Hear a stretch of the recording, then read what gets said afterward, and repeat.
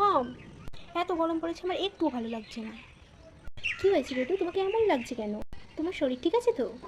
তার উপরে দুটো এসির মধ্যে আমার ঘরের একটা এসি খারাপ হয়ে গেছে।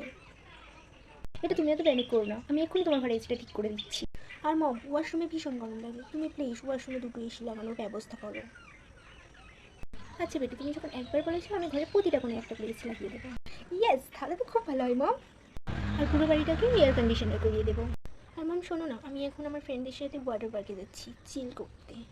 ওকে বেটু, তুমি বাড়িতে এসে দেখবে পুরো বাড়ি এয়ার কন্ডিশনার হয়ে গেছে।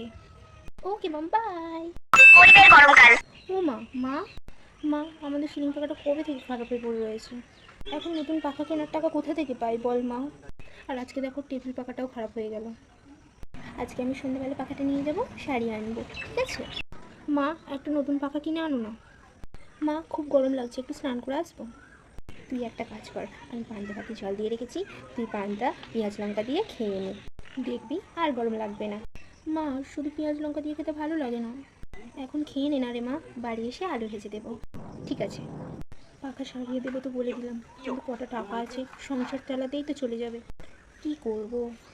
না থাক, ধার বাকি হলেও পাখাটা সারাতেই হবে, মেয়েটাকে আর কষ্ট করতে দেওয়া যাবে না।